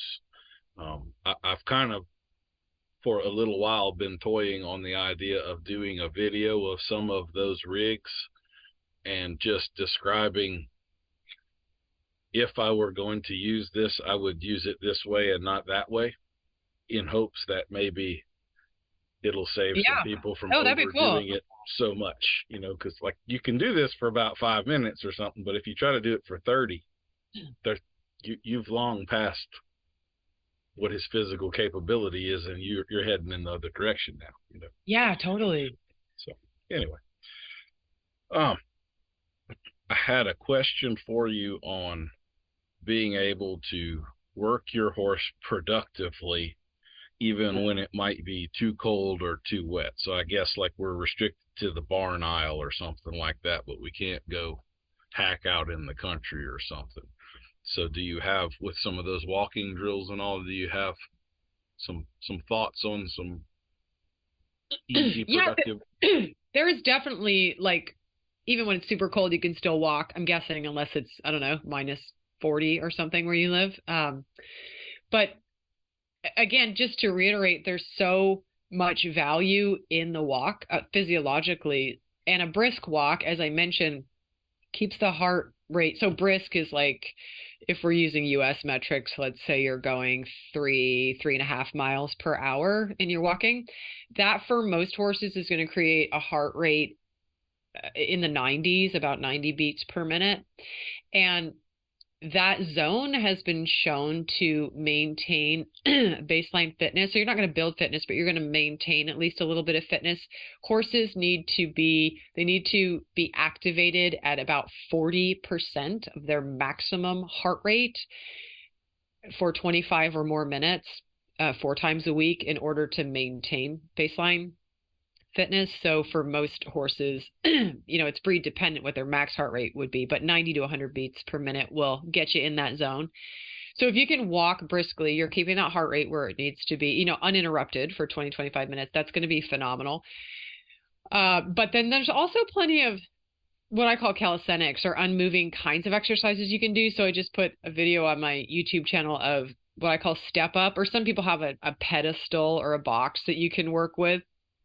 And if you use that exercise of stepping the front feet up and off the box or pedestal or whatever it is that you have in a slow rhythmic manner, it's really interesting to watch what happens with their shoulder muscles and their lower neck and their tongue and jaw. It's really cool. I usually do about 10 reps of that. Very beneficial exercise. If you don't have a box, you can do a single pull, stepping the front feet back and forth across the single pull. Kind of has a similar effect of bringing the scapula, sliding the scapula back and forth across the chest wall in a nice relaxed fashion. So those are some of my go-tos, as well as like a pelvic tuck. I always do tail pulls. I usually do about 3 of those a day. So good for the lower back, and also for the stifles. It's a good static exercise for stifle tone. Trying to think of some other quick ones that come to mind, like to your point in a barn aisle. Again, backing up. You can back up in a barn aisle. Pretty much back up anywhere. What about carrot stretches? Do you do any of that type stuff? I do, yeah. I do a lot of carrot stretches unless horses tend to get like really pushy and nippy. I've had a few in the past that just like start mugging you for carrots and it doesn't work. Now you can use a target and not use a carrot. But many horses are fine with the carrot stretches. I absolutely love them. So I try to vary them. Like every other day, I'll do the carrot stretch that comes around to the side and then maybe between the knees. And then like the following day, I'll go down to the outside of the front feet and then maybe raising the head up as high and out as it'll reach. So I rotate between, 5 or 6 carrot stretches to keep it novel. And then I also like to add, when I have one available, putting the horse on like a little gymnastic mat, so there's a little bit of squishiness. I mean, if you have the fancy physio pads that are super expensive, you can use those too, but I have the thrifty little kids gymnastic mat instead, and I do the carrot stretches while they're on that mat, and that's terrific for them, for proprioception, for postural muscles, for symmetry. They're usually pretty different side to side. Those are great things to do. And they're things you're probably going to neglect in your busier riding season, right? So this is actually a great time to do it. I always tell people winter can be a drag, or you can just embrace doing the things that you probably skip during the more fun riding times of the year. I like that. When you were talking about the vertebrae stabilizer muscles in the back earlier, the carrot stretches was kind of what came to mind. I didn't want to interrupt you to throw that in and ask you about it. I haven't gotten myself into any of these mats or pads or anything, but you're maybe the third horseman that I respect that has mentioned that. So I may have to start playing with that a little bit. And it doesn't make any sense to me why that would have an effect. But when 3 people that I respect say it does, I'm certainly capable of missing something, so I need to investigate now. I'd be curious your experience, because I always tell people, because they'll be like, "Why is my horse doing this on the mat?" And I'll say, honestly, I can't tell you why, but you can't deny that they are having a huge release, right? Uh-huh. But I mean, sometimes similarly, I was doing something with a horse yesterday. I think I was doing step downs, which is an exercise I've seen done with dogs, and I thought, well, heck, I'm going to try this with the horses. Why not, right? So having his back feet up on the pedestal and just having him, well, I don't have a pedestal. I have like a 4-inch platform, and asking him to, go back and forth like that with his butt up in the air. And my God, this horse all of a sudden after the 3rd rep, like really lowered his neck and his eyelids rolled back. And I mean, he went into some state that I was like, well, I didn't see that coming, but that's pretty cool. And right now I can't explain it. I got to experiment a little more until I figure out what was going on. But I love stuff like that. So I was going to ask you about this, because Deshaun was one of the others that had brought this up, and he was telling me about horses getting up on a pedestal. And in my mind, for whatever reason, I don't really see that working or stretching anything. But then, like you say, the results that you get from it are kind of neat. So I had just forwarded a link to him a couple of days ago of a teeter-totter, but it's kind of a rocking chair sort of a thing. Does that make sense? Yeah, cool. The horses on it. And I was wondering if we would expect a similar effect from that as like the pedestal, or if it's the step off with no support that is the difference, or what. So I'd be interested in that. It almost now you have me really curious. I'm almost interested if that type of maneuver, a teeter-totter, like if a horse would be tempted to use his gymnastic muscles too much to make it rock. I almost wonder if they take over, if you wouldn't get the same response. But it's probably horse dependent and how balanced they are. So, now my wheels are turning. these are the things that keep us from getting bored. It's Sure. kind of like gym stuff. I mean, does it make any sense why you would touch a horse in random places annoyingly softly and it would give him these massive releases and stuff? No, it makes no damn sense whatsoever. Yet here it is right in front of my eyes. So I guess there's something to it, right? So you mentioned supplements a little bit ago. What are some thoughts that you have on nutrition and supplements? And I specifically wanted to ask you this, not really because of anything about you in particular, but I see a trend in horses that I am not a fan of, and that is in killing them with kindness. I think we have got a ton of body condition score 8s out there, and I think we have almost no people that realize that that's as unhealthy as a 3. And so do you like a fat horse or a leaner horse, or do you like making really expensive urine? What is your no, thoughts?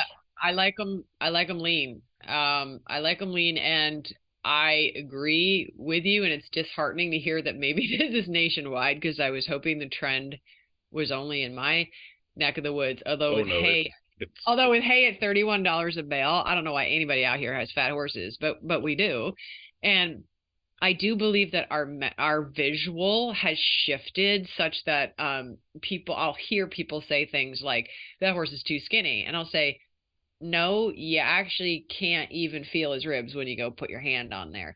But the standard has almost shifted, but I was very pleased to hear that my vets are still like, nope, that's too fat. Like, if you want to take care of their joints, you got to keep them lean. You've got to, especially young horses, but any horse really, you've got to keep them lean. I'm not saying a rack of bones, but horses, in my observation, are, first of all, they move better when they're not carrying an extra suitcase in their middle, but also they're just healthier. They're healthier. Their joints they have less joint problems, less arthritis if you keep them lean.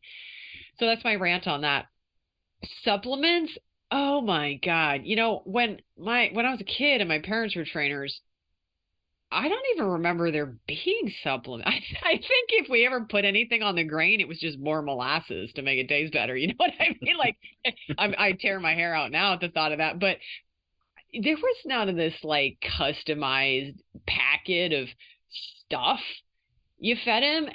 It just makes me it just makes me cringe. Especially the things, and I get it. People are trying to do right by their horse. They want him to feel good and have energy and have good immunity and etc. And it wouldn't be great if you could just feed all that stuff in there. But in my opinion, next to none of it works. And so I don't really do so. I feed salt from Redmond salt and bentonite clay, and that's it.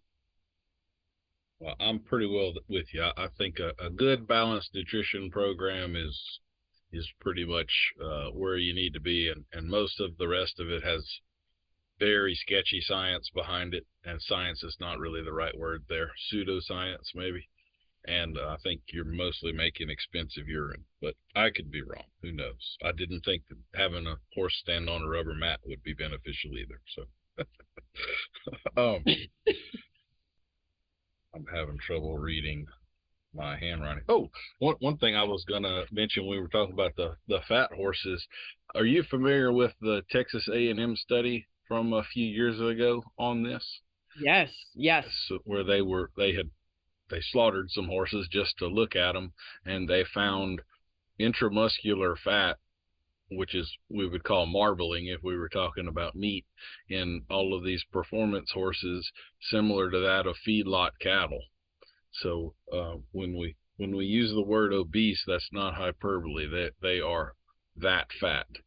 And I think when you went to Europe, I know the eyes are different over there, and I've heard some Americans recoil at some of the European horses where the hip bones are a little bit prominent. Maybe the backbone is rising a little more than anything we would see over here. When you were over there, do you see that, or not really? Maybe a little bit, but I tell you, one of the reasons it's good for all of us to travel around and see different things is it's a good reminder that at the end of the day, horses are really darn adaptable. And there are, even though we think we have a lot of good answers, there's a lot of fine ways to keep horses. So when we were in Portugal last week, the horses there live in tiny box stalls. Some of these stalls are so tiny that they can't even lay down. Like there's not room for them to get down and get back up. And, they're all stallions and they're all in these tiny little stalls and they have a hard time getting hay. They also have been in a major drought for the last couple of years. And so they kind of feed whatever they have. And they were chopping up this not so great looking hay to make some kind of chaff out of it. And they were mixing it in a wheelbarrow with carrots. I mean, they're just using whatever they have. But I'll tell you, those horses are in good flesh and they have excellent energy and they work tremendously. But here's the more important thing, Daniel. There's 60 horses at this barn that I was at. You would walk down that stall aisle, not a single one of them had a stall vice. Not a single one of them had a sour look in its eye. They were nothing but soft-eyed, calm, well-adjusted horses. And it's just a reminder that a lot of times I think it's the spirit in which horses are kept. Obviously, they do get a ton of exercise, so it's not like they're only standing in a box stall forever and ever, but I think that's why it's important to travel. It's like, yeah, we have a lot of good ideas about things. And you know what? There's also different ways to do things. And let's look at the horse. Does he seem like he's suffering, honestly, or do they seem like they're thriving? Yep. I agree with you. I do think we have a lot to learn. Well, not all of us, but our socialization of horses in America, I think, could improve quite a bit. The I want to keep him in a stall and wrap him in bubble wrap, and if I turn him loose with those other three horses, he might get kicked. And yeah, but he might degrade mentally when he's not turned out with those other three horses too. Right. Yeah. It's not as though there isn't a risk in the other direction either. Um, with that that you just said, you'd mentioned how they're all stallions. Do you have any preference there among stallions, mares, geldings, or do you find that there's really that much difference between them, or what do you think about that? I don't know that I have a preference. I've ridden great stallions, really great mares, and my own horse right now is a gelding. He's the first gelding I've owned, but he's pretty great too. So I don't know that I have a preference. I don't have enough skill handling stallions that if I had one that was a bit on the feistier side, I'm not sure I would do the most bang up job. I just haven't been around a lot of breeding stallions. I've ridden a lot, but that like outside of breeding season, that kind of thing. So, and it's next to impossible to find a boarding situation for a stallion, right? So, yeah. Well, I'm kind of with you. I don't really find that mares are this way, like the pissy dominant makes you ask permission kind of a thing. I mean, I kind of take them all as individuals, and I've got 3 different mares here right now that if it wasn't for raising their tail and winking, I would never know when they come in heat. There's no difference, between now and then, when they're in, when they're not, and so forth.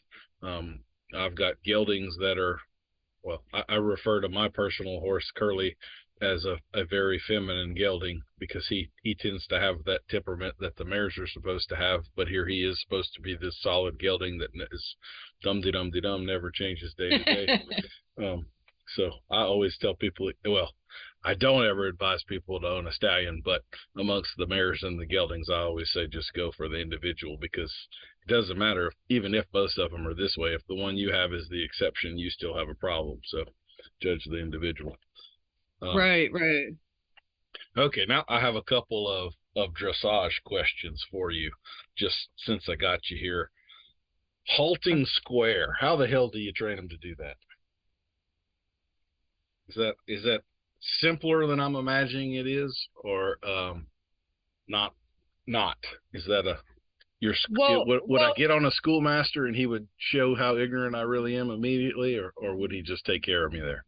Well, your Western horses stop square, don't they? I'm not really familiar with any event where they have to, not to the same degree like dressage. And in fact, like with cutting horses, I would actually train them not to do that. Oh, that's interesting. Because I like if let's say the cow is on the left side and the horse stops, I do not want his hind feet to square up. He's going to bury his right hind in the sand, and he needs to hold it there and not move it, because that allows him to make the turn he's fixing to need to make. If he squares up, then he has to move again to reset his feet in order to make the turn. So he just cost us some time and some smoothness. So that's never been something I aimed to get done. But it's always kind of, I've thought, that is not something I would think on spending extra time doing. Yet I can totally see the utility of it if I'm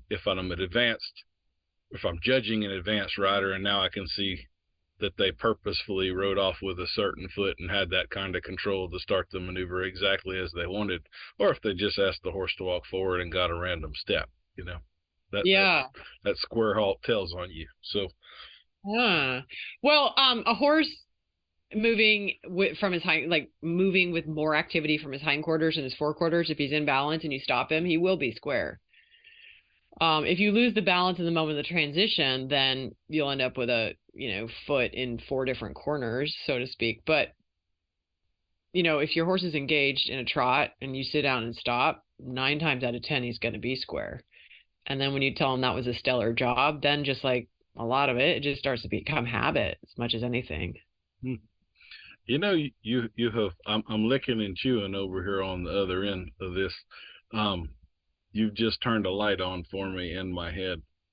I've got a little exercise that I use at clinics, because a lot of times you're not riding with people that you've ever ridden with before, and you kind of need to know where everybody's at. And so this is my super secret evaluation exercise.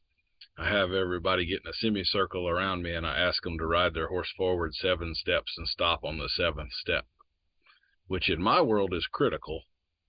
But everybody winds up with 7.5 or 6.5, and that half step is the horse trying to square up.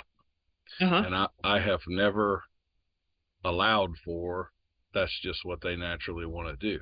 I have always blamed it on the person not being able to stop the horse. But I guess the definition of what a stop is relative, because to me it's freezing your feet and not repositioning. But to y'all, it's ceasing forward motion and then getting square.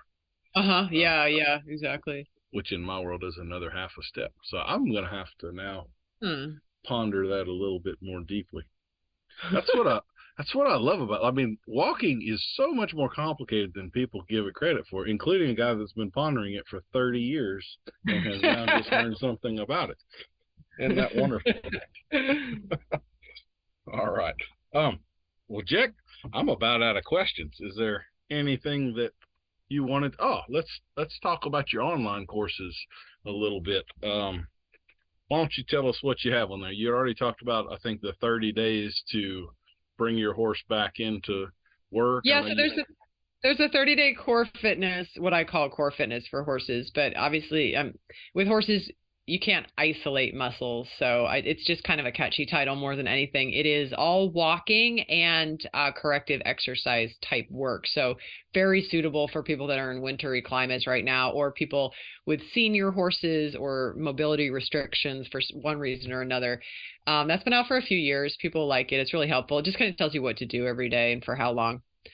And then I have a ground pole course on there. I'm rabid about ground poles. I am a huge fan of their benefit, both from like a therapy restoring movement perspective and also from a reaching a higher level of performance perspective. They're just so awesome. So there's a course on there with different exercises progressively for walk, trot, and canter over the course of a month. That's really fun. Mm-hmm. And then I have on my website, I have a stifle. I was getting a lot of inquiries about stifle issues in the past couple of years. And so I was writing these conditioning plans for people. And I thought, God, instead of, continuing to write these plans, I'll just make it available to everybody. So that's on there for a download. That's a digital download. And then, like I say, I've got a new book coming out next year, and that'll be specific workouts. So not single standalone exercises, but workouts showing you how to sequence them, how long to do things. Because I find a lot of times with fitness programs, and in my world, everything's a fitness program. Every time you're riding your horse, you're either helping or hindering his fitness. The dosage is a real issue. Like a lot of times people don't know how long to do a thing, especially if they're learning a skill. So let's say you read this magazine article and you're like, oh, that's a cool exercise. I'm going to go do that with my horse and improve its fitness. Well, if you do it too long or too short, you don't reach the gains that you want to reach. So dosage, teaching people more about how long to do things is critical. So that's one thing this new book will do that I'm psyched about. I like that. Just in general, like, would you say, do you work a horse more than an hour very often, or is that sort of an outer limit for you? It depends on the horse. So let's say it's a mature horse that's been in a regular training routine, like a 10-year-old horse. And yeah, I routinely will work it longer than an hour, but that would only come once or twice a week. I do like there to be at least one session a week that is longer than 1 hour because you're developing different aerobic capacities. So when you go past like the 45-minute mark, then you start recruiting fatigue buffering capabilities and also aerobic enzymes, those sorts of things, just for low intensity exercise that becomes important. However, if you always do everything at the same length of time, you have diminishing returns. So there are days in the week where I work the horse shorter, like 35 minutes. And then some sessions are 45. And then at least one session will be longer than an hour. And that's a really balanced program. So they're able to give them the variety of stimulus they need. But I find that's another place that really well-intentioned people go wrong is adult amateurs. Let's say they only have 45 minutes after work and they always sort of work their horse for 45 minutes and the horse actually loses fitness. Humans are the same. If you do the same thing at the same rate of speed all the time, the body becomes more efficient, which means you're recruiting fewer muscle fibers. The challenge isn't there anymore. Yeah. Yeah. Yeah. Okay. Well, I am curious, like I know you're a runner yourself, and I know that sort of stuff has been in the running world for a while. Like if you're training for a triathlon, you don't run 8 miles every day. You're 6 miles one day, 12 miles the next, and so forth. Is that kind of where that catalyst came from for you for this, or does this have? So, well, I like to say I'm my own guinea pig, but the two have evolved at the same time. Like my passion for running and long distance biking has kind of risen at the same time as my studies in equine exercise physiology. So it's been pretty cool. But yeah, a lot of times I'll come across a question in my own training and be like, I wonder if that applies to horses, and I'll dig and see if I can find research that backs it up or points me in a different direction. A lot of this stuff there's just still not yet good research about, and I'm hoping that changes. Even like the warm-up stuff, it's interesting to me that we only have really valid science for that's come out in the last like 10 years. I mean, how long have we been riding horses? So this is one of those, I kind of have a personal fight against dogma because we have so many people that are still doing the same thing that their trainer taught their trainer who taught their trainer, and the methodology they're working under is 80 years old. And knowing what like we've learned so much in the last 10, 15, 20 years. If you're still doing what they were doing 80 years ago, you're in the dark ages. So it's not that there isn't value in the old masters or anything like that, but they were trying to progress and do as good as they could too. They just didn't have access to the information that we've got. So if you don't use the information that we've got, it's like slapping them in the face, basically, if you think about it. Yeah. So, anyway, there was something else I was fixing. You are you're stimulating to my mind. Everything you say makes me, oh yeah, and then I think of this and this, and I cannot. It's like trying to catch little sparks coming out of a fire or something. Oh, backing a horse. Okay, so I've been backing horses in the cow horse world for a long, long, long time. And this is something you may not know about me, but my actual first paid riding job was riding race horses. So I used to be under 150 pounds and riding in a 4-pound saddle and breezing thoroughbreds and stuff like that. And the basic thing among the racehorse trainers were there were two things that you never did. You never said whoa, and you never backed a horse up.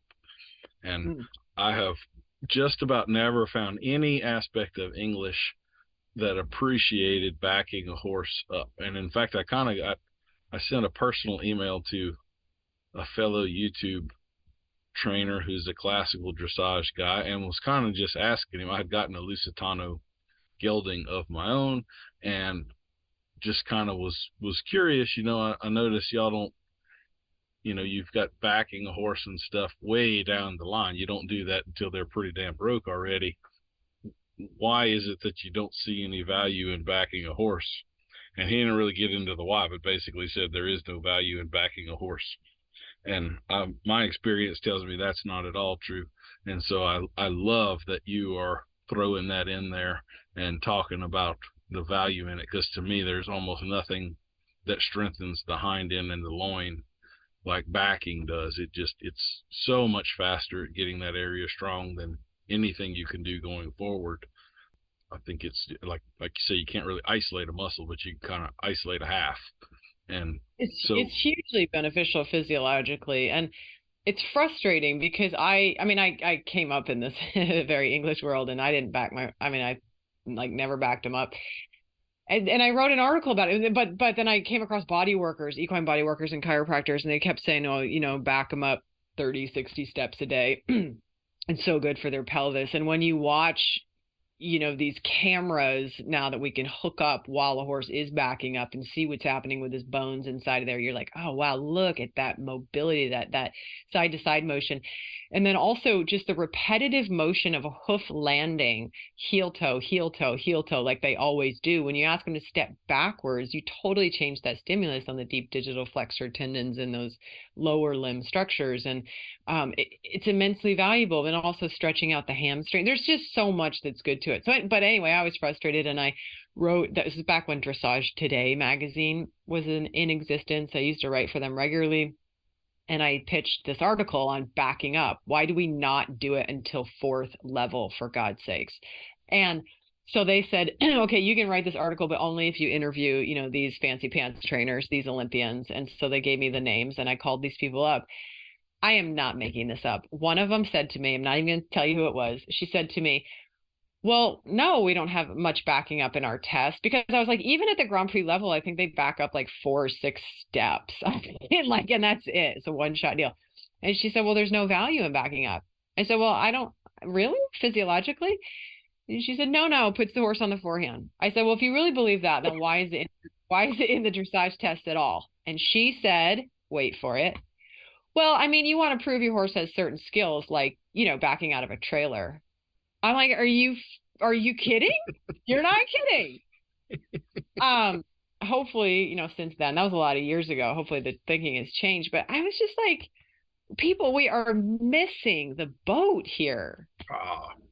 Yeah, I would, if your horse is backing on the forehand, he's just not doing it right yet.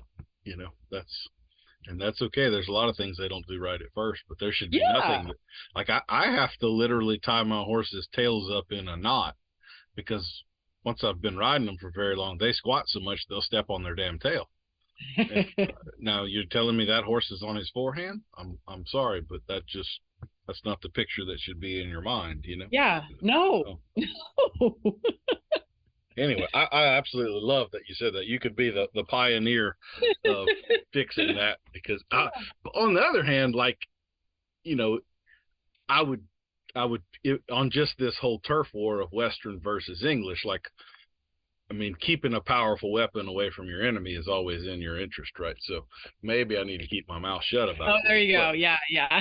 It is a powerful weapon. Folks, if you're not backing your horse, back your horse. Yeah. A couple things I'll say about it. So you and I are somewhat different in that I'm new to the party on the fitness athlete. Well, I consider them athletes, but I'm always riding the mind. And so how long the ride is dictated by the behaviors and the mind and where they are and so forth for me. Mm-hmm. One of the things I love about backing a horse is that it is very unnatural to them. So as we're starting to talk more about the brain science and all of that stuff, if you have a horse that gets stuck in the sympathetic nervous system where he's not consciously thinking, you can start backing him and it forces him to think, because now he's doing something unnatural he has to focus on. And it's a powerful tool to get a horse out of that mindset and back into the here and now and focusing on what you want. I find it just to be, God, I couldn't live without backing. I mean, it's a big tool in the toolbox for me, for sure, for a lot of reasons. Also, I mean, I think advancing as a horseman, no matter what discipline you're in, tends to be more about understanding footfalls and things like that, which seems deceptively simple, but I'm sure, as you know, gets significantly more complicated the more you get into it. I think if you and I were to ask the general public, probably 90% of people would have no idea that horses back on diagonals. And if you're into the English world, you should definitely be on the path of dissecting what diagonals do and how they function. And now here's a whole other world of where they exist that I don't think a lot of people knew before. And so start looking for it, folks. Yeah. Yeah. All right. Well, Jec, I've kept you a long time. I have really enjoyed this conversation, I have to say. I think this went really well, and I think we got into some good territory with this talk. One thing I did forget to mention earlier is that Jec is the host of another podcast, the Best Horse Practices Podcast. So y'all should all check her out over there. As you can tell, she has a wealth of information and knowledge to share with the world, and she does a pretty darn good job of articulating all that knowledge that she has. So thank you, Jec, for coming on. I appreciate it greatly. Oh, thank you so much, Daniel. This was really great. I hope that, I hope it was good for you and that was fun. Thanks so much. Yeah, and we'll definitely have links in the show notes and everything to her website and her programs and books and all of that good stuff, so y'all can check her out. I don't think there's a whole lot of people on the planet that have got a book written that is described by the Dressage Foundation as critical for every rider to own. That's a pretty damn big, that's a big feather in the cap right there. Yeah. So, well, Jec, I'm sure we'll get to see you at the summit next year, but looking forward to meeting you face to face again, and hope we get to ride together somewhere down the road. Yeah, for sure. All right. Take care. Yes, ma'am. You too.